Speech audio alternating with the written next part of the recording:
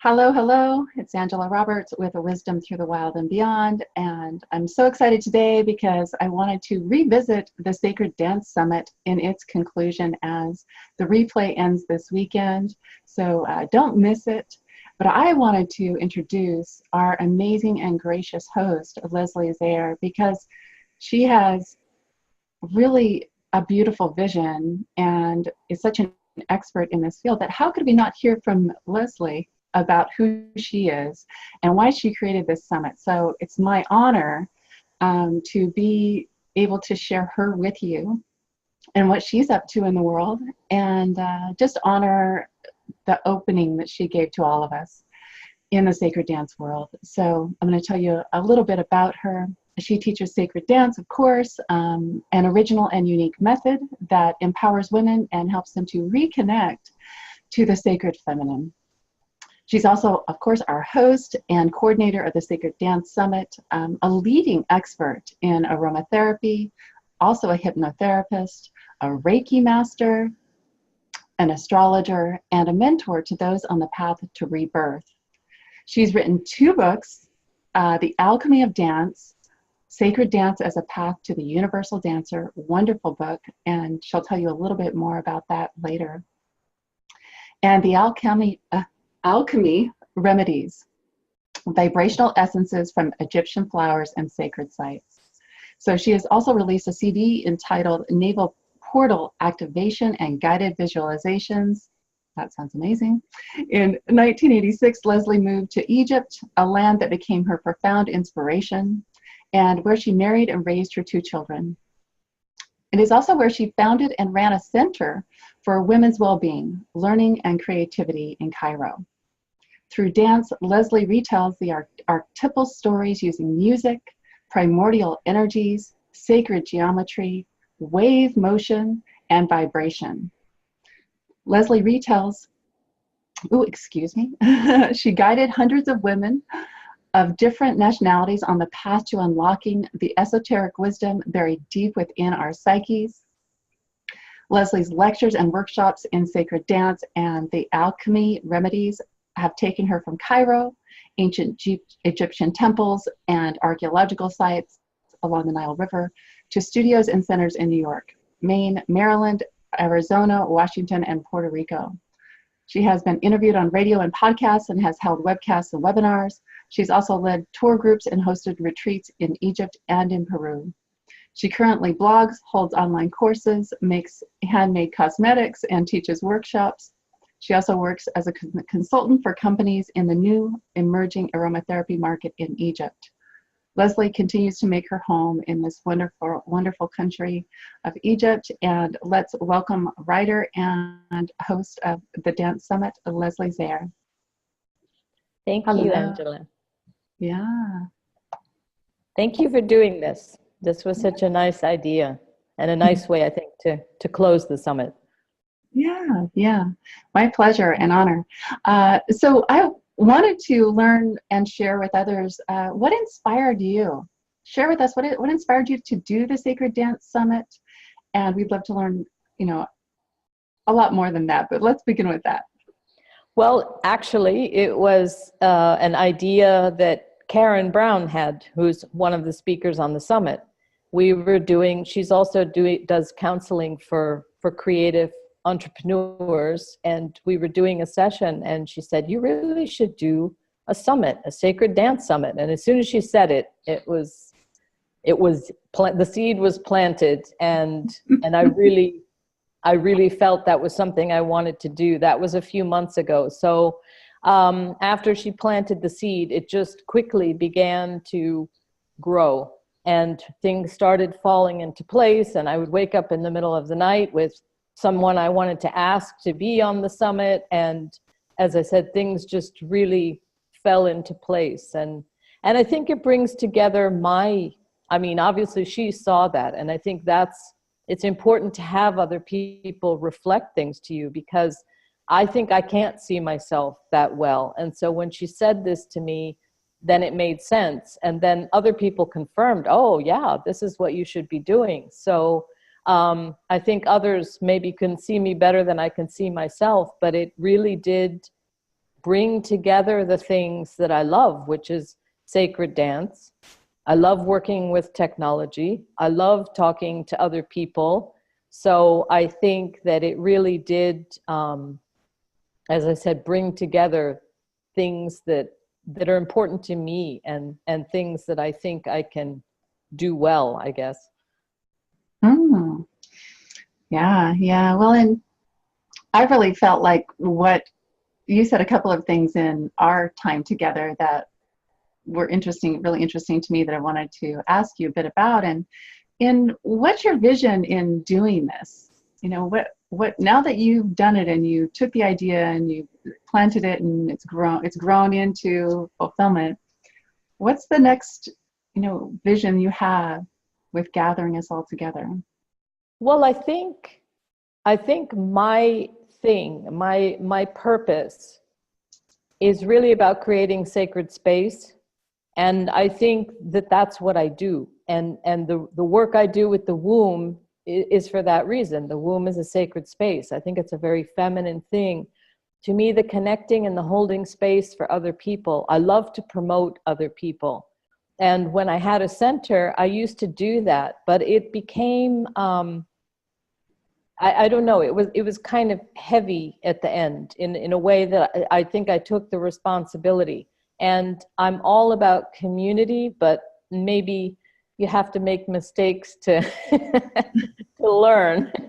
So I wanted to create community. I wanted to create community with the women who were speaking, which we really did. For me, it was such a beautiful experience to work with these 5 amazing women that, as I said, just came to me like, from the ethers.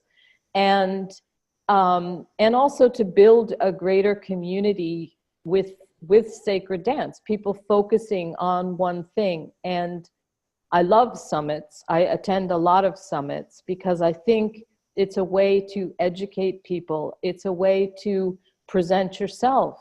There are so many options now in the field of well-being or spirituality, that to hear somebody talk about what they do to possibly get an ebook or some kind of example of their work, I think, it's a kind of a try before you buy thing, but I think that's important because not everybody, I shouldn't work with everybody. There are people that will love my work and they should work with me, and then there are other people that we just don't resonate. And I don't want to work with those people because I think they should be working with somebody else. Yeah, yeah. Well, and we find our tribe. Have to say, to know if it's what they want, and if they do, then here's yet another person that you can study with or you can interact with. And we've had a lot of interaction on the Facebook group, which was another thing. I wanted to create kind of a place for people to interact more about sacred dance. And yes, there are infinite groups on Facebook about dance, but I do think different people have a unique vision of what that is. So I think that group probably reflects more of what my vision is. And again, people who resonate with that, that's where they should be. And others, if it doesn't, that's fine as well. So my vision is to keep doing this. I want to do maybe 3 summits a year. The next one will be in May. And to continue, for me, it was a wonderful experience. I really didn't know what to expect going into it. I just knew that it was the right thing to do. So I did it. As with most things, I tend to just kind of throw myself in but then later step back and assess, how did it go? Was it effective? And I think it was. As I said, it was a beautiful experience to do it with the women I was working with. The feedback that we've gotten so far is really nice. I think that sacred dance is something that lives deep within women. And so the more women we can touch by just having them listen to somebody talk about it, someone who's passionate about it, I think it awakens something in the individual. And again, for them to find different teachers or different groups that they want to be a part of, because I do think community is really important. And, you know, so let's put it out there as much as we can, give people opportunities to speak so that they can be found by other people. Yeah. So that was maybe a big explanation, but but I have a big vision maybe. Yeah.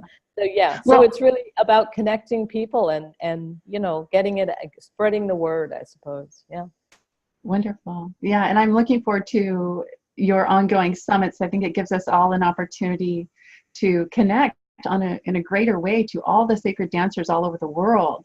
Yeah. And that's a beautiful thing. We need to be connected because of what we're doing.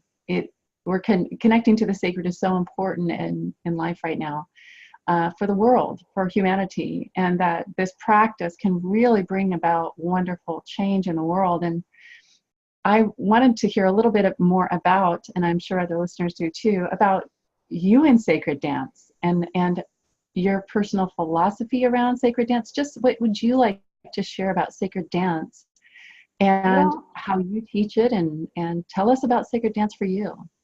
well, it was, I mean, again, I'm one of those people who started taking dance classes when I was probably 4 or 5 years old. I started with tap dance, and then I actually became a competitive ice skater. So I went through that whole thing. And then, as I mentioned in one of the interviews, I think with Karen, the whole competition thing was just not okay for me. So I quit competing. So I went back to dance at that point. My mother's an actress, so I grew up in the theater. So I've done theater again since I was probably 5 years old, mainly like musical comedy. So there was a lot of dancing in that. And so I had done that whole kind of dance, I think. Then the sacred dance for me really came in when I came to Egypt. And again, I'm one of those people, very round. So I was never going to be a ballerina, but Oriental dance, it's actually a plus if you're round. That's when we learn why we have hips as women. So I think that moving to Egypt really, it opened a door. And I took a couple of, you know, belly dance classes here and there just for fun. But the whole sacred dance thing to me really came in during my Uranus opposition, which in astrology is a huge shift. And it was a very auspicious moment for me because I also had Pluto crossing my ascendant, and which is another huge auspicious moment. I happened to be in a temple in Upper Egypt, and so I had this huge download, and it's a longer story than that. So I'm just giving you the highlights. But after that, I just started downloading information. Like a door had been opened at that point. There was obviously some kind of initiation.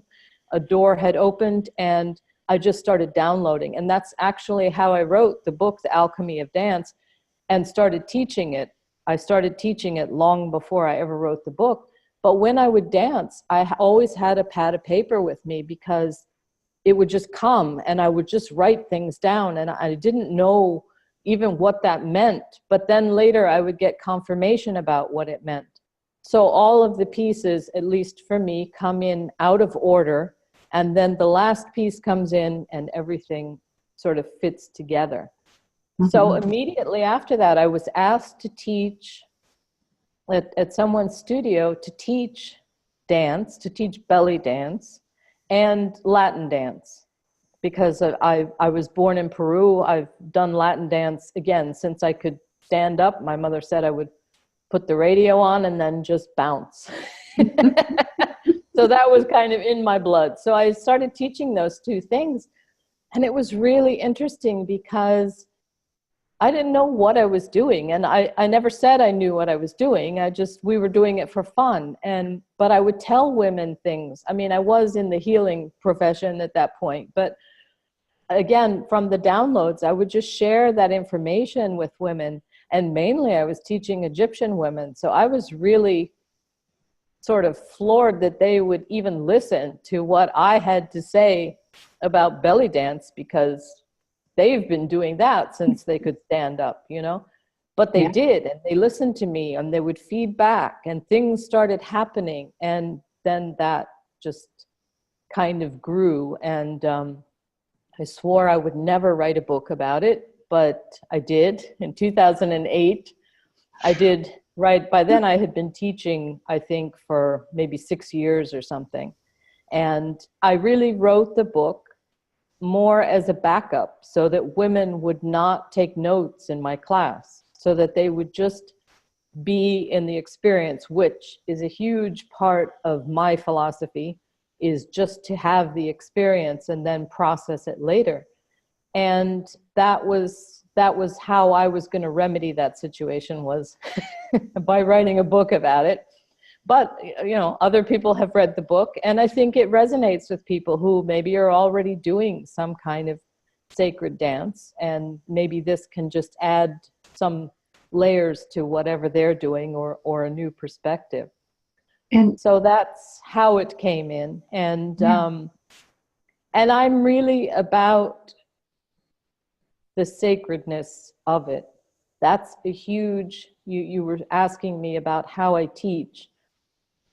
In the course that developed after the Alchemy of Dance, which is dance as a spiritual practice, I go deeply into the basics, one of which I think is creating sacred space.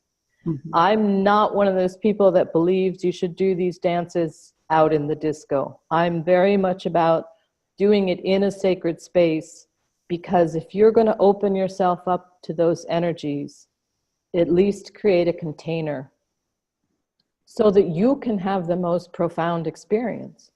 You have to be allowed to be vulnerable in order to let these energies come in. So my suggestion is create your sacred space, go into it, and then you can be vulnerable. You can be permeable. You can let these energies come in, and you're still safe. So I'm very much about sacredness and depth of things. And I think that things should be available to people, but I don't think that it's for everybody. And this is why I say different people should go to different teachers, because that's a huge part of my whole thing. And if you don't agree with that, that's fine. But then I don't think I would be a good teacher for you, because that's a huge part of what I do. I'm very much about sacred space and the sacredness, and for that reason of allowing yourself to open to those. There are things out there, energies out there, or people maybe that don't have good intentions. So I think we can remedy that by protecting ourselves and keeping it sacred. I think that we're in a world where everything is just out there. Everybody's on social media posting pictures of themselves. And where is the sacred? Where is this depth? And I'm all about depth and intensity. And that's who I am. So that's how I teach. That's what I value. And as I said, you know, those people who resonate with that, come on. well, Let's have a conversation. Yeah. Yeah. And I think that's what's so exciting coming up for you out of this summit. Is I'm excited to hear more in your follow-up emails. You know, for anyone who's interested, who's listening, who wants to learn more, not only about the speakers, but about Leslie and what's about sacred dance, opt into the Sacred Dance Summit, even in this last day, even in its last hours, because then you'll be able to get notifications from Leslie about, you know, some of the things she has coming up that will give you an opportunity to have an experience with sacred dance. And I think that each person can find their sacred dance if you have an interest in it. And that, why don't you tell us a little bit about some of the opportunities that you're providing for people coming up? Well, I would like, after the summit is finished, I would like to continue to support the 5 women, for example, that spoke. You all spoke about up and coming events. So I would like to continue to, you know, give those announcements out as these events that you spoke about come up. So that's that's one thing. The summit, yes, the summit will be over tomorrow or tonight, or I don't know where we are in time or where you are in time because of your time zone. That becomes confusing. But yeah, it is going to be an ongoing thing. So if this is something you're interested in, not just to get the announcement about the next summit, but to see when people have things coming up.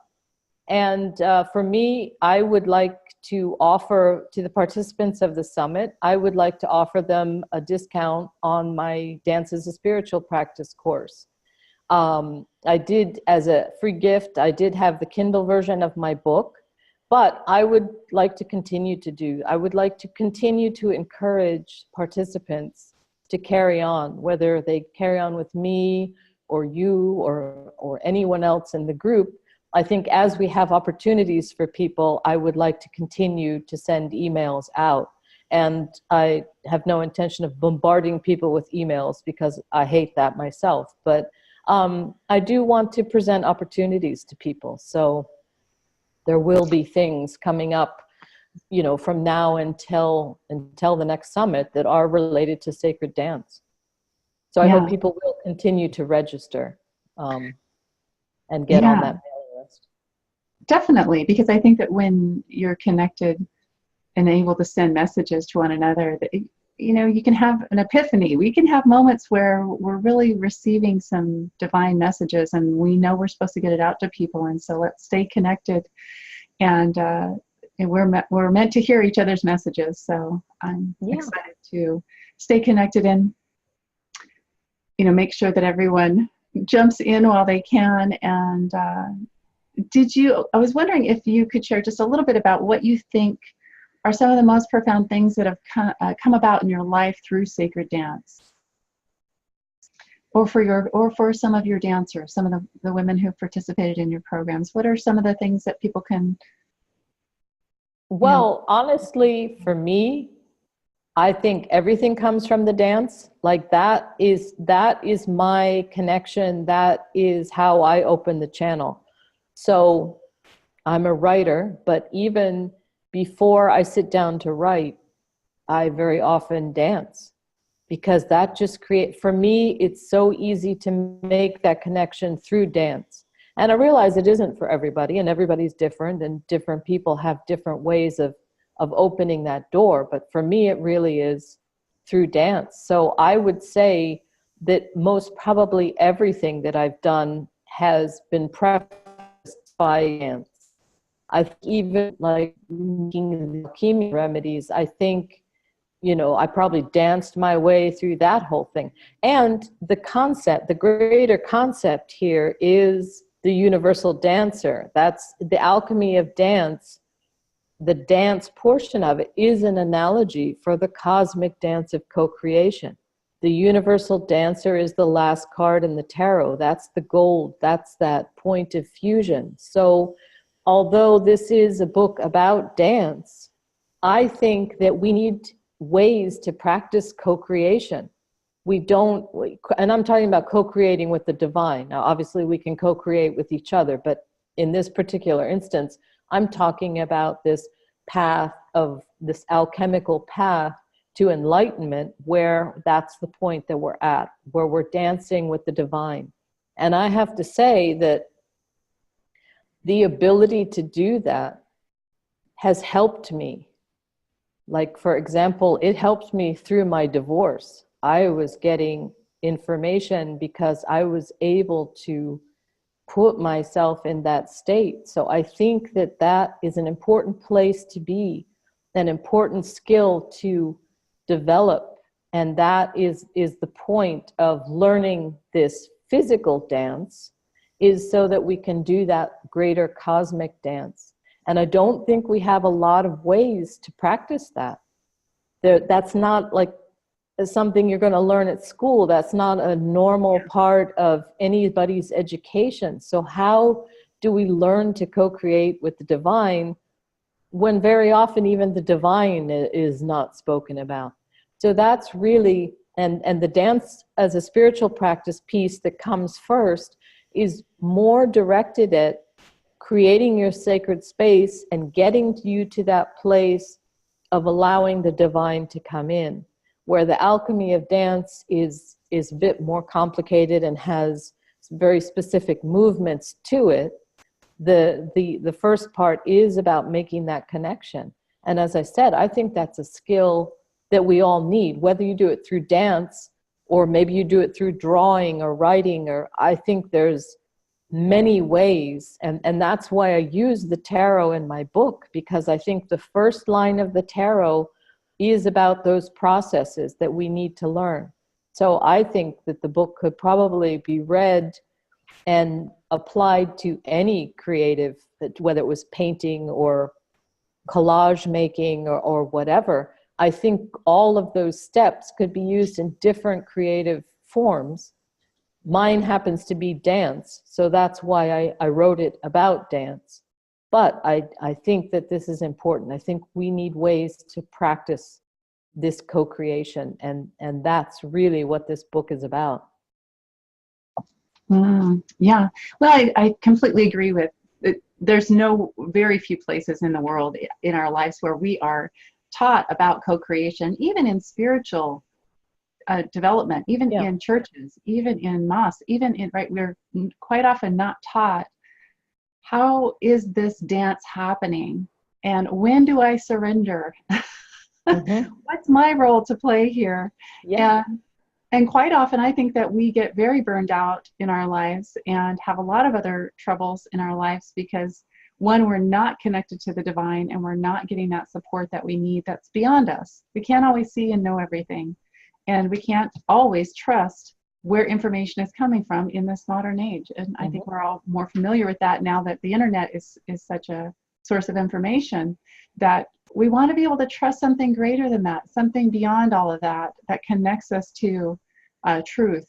And I think creating a sacred practice, connection practice, you know, we're talking about sacred dance because it really has been amazing for us. This is our way. But I also, like you, in doing art or even in my day, this is the way that I embody the spirit. This is the way that I connect with why I'm here. You know, our purpose, how is my gift? How can I align myself with what I'm here to do, and discover those parts of myself that are resistant to doing what I know I really want to do. Those parts of me that are afraid, those parts of me that are having trouble. I think that a sacred practice like this gives us access to divine guidance about that, and it's just something I think people really, I hope more people will open up to, that it's something we can trust and feel safe in, like you're mentioning, and to know through this first introductory course you're doing, just to learn how to create these sacred times for ourselves and discover what's here to be discovered, to become more present with the body and what is this temple that spirit is flowing through. So I am excited about, you know, both the beginning course that you're doing and the book, you know, because people get to have a PDF copy of that, so that if you're wanting to learn more and dive deeper, you know, make sure you sign up for the summit so that you can get Leslie's book. Yeah, and all the other wonderful gifts that the women have given. Yeah, I think everyone has really provided something very profound for the members of the summit. So I hope everyone has taken advantage of that, because it is a good way to at least begin and to understand different people and how they work and what they're working with. And is there any final things you'd like to share, Leslie, as we finish up our time together?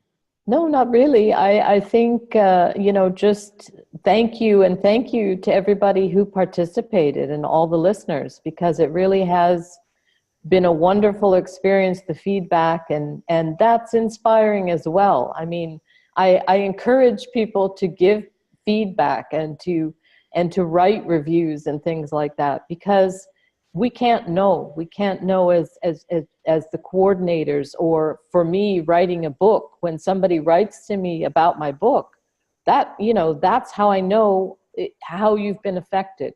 Otherwise, we're all just kind of out here wondering what everybody thinks. So I really appreciate feedback, and that's yet another way to interact. And as I mentioned, we have this Facebook group, the Sacred Dance Experience, which if people are interested, please join, because that's another place for us to continue to interact between summits, and a place to meet other people who are doing the same sort of thing, and maybe people in your area as well. So I guess those would be my closing remarks, is to stay tuned, to, you know, join the mailing list, because we will keep sending things out occasionally, and to join the group and form communities, not just online, but hopefully in embodied communities as well, and dance together. Yeah. Yeah, the group's wonderful. I think it gives us an opportunity to have people of so many different backgrounds and faiths. You know, I think the thing for me with sacred dance is that, you know, sometimes people can fear, what is this dance or belief system someone has attached to, and it's combining with their sacred dance practice. And I just want to point out to any listeners that may be with us that whatever your sacred practice is, this is about embodying your sacred practice. So whatever your belief system is, you know, I come out of a Catholic background combined with a lot of other things that I've learned in my life. And so each person has their background and their beliefs, and there's no need for someone to have to do what someone else is doing. It's really about being true to who we are as individuals in our own sacred dance, and to explore what that is. So I want to make sure everyone... And to take what we can from other people. I mean, even if it's not the same spiritual belief, perhaps you can still take away something about grounding, something about creating sacred space. I mean, you know, find the things that resonate with you. And I do think each person's practice is very individual, whether it's based on a bigger spiritual belief or not. And that's what gives you integrity, is to take those little things and create your own spiritual practice, whether it's dance or whatever. But other people can give you those little pieces that might fit into what you're already doing. Yeah. And to find community, you know, just to have, I think, in the Facebook group, a place where we can talk about what are the amazing things that happen in these, you know, sacred dance experiences, and what can we do inside these moments of gathering together, whether it's in a personal practice or in a group.